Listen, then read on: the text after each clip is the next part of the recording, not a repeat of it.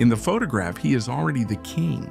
But years earlier, he was driving a truck, living with his parents, and trying to convince one small record label that he belonged behind a microphone.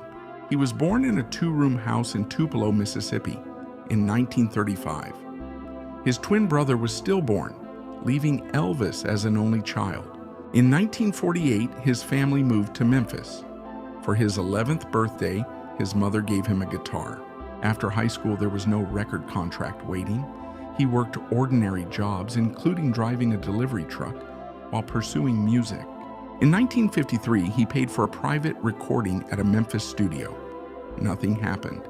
Even when Sam Phillips brought him into the studio, the first session failed. Then on July 5, 1954, Elvis, Scotty Moore, and Bill Black started playing That's All Right in a faster style. Phillips heard it. That was the break. Success created a new problem. Elvis became famous for how he moved. Teenagers screamed. Adults complained. His performances were called dangerous. The nickname Elvis the Pelvis followed him. Then came the interruption nobody could avoid. In 1958, Elvis was drafted into the U.S. Army. He was at the height of his fame. For 2 years, he was largely absent from the stage. When he returned, the audience was still there, but Hollywood increasingly turned him into a movie star. Films and soundtracks kept him visible while the music around him changed. Then the Beatles arrived. The world was moving again. Elvis was still famous, but fame was no longer enough. That is why the 1968 television special mattered. He walked onto a small stage in black leather. He was 33. For the first time in years, the audience could see the performer rather than the movie product. The response gave him another chapter. Then the biggest opportunity arrived. In late 1955, RCA bought his contract from Sun for $35,000. Now, he had the machinery to become a national star, and that was when the pressure changed. In January 1956, Heartbreak Hotel became his first #1 single. His debut album quickly went gold. Television audiences exploded. But the same performances that made teenagers adore him made critics furious. On January 6, 1957, when Elvis appeared on The Ed Sullivan Show, cameras famously showed him only from the waist up during much of his performance because his dancing was considered too controversial. The rebellion had become a business. In 1958, Elvis was drafted into the U.S. Army. His career was at its peak. He left for Germany.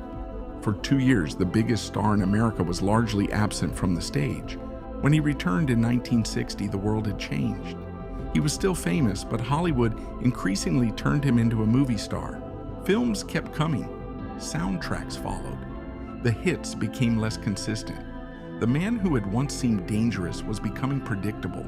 Then, in the mid-1960s, the numbers told a brutal story. The cultural revolution was happening without him. The Beatles had arrived. New artists were taking over. Elvis was still Elvis, but the world was moving. Then he made one decision that could have exposed the decline in front of everyone. He agreed to return to television. In December 1968, the special later known as the 68 Comeback Special aired. Elvis walked onto a small stage in black leather. He was 33. He played with the confidence that had made him famous, but this time there was something different. He was not trying to imitate the younger version of himself. He was reclaiming it. The response changed the trajectory of his career. He returned to live performance, beginning a major Las Vegas residency in 1969. For a while, the machine worked again, but the comeback carried a darker cost. His marriage to Priscilla ended in divorce in 1973. His health deteriorated, and prescription drug use became part of his declining years. Still, the stage remained. Night after night, he kept performing, while the distance between the legend and the man became harder to hide.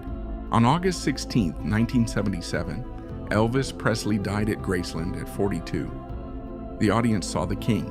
Behind the image, was a man who had spent his entire life trying to keep the stage from disappearing beneath his feet. That is the part history often leaves out. That's his story.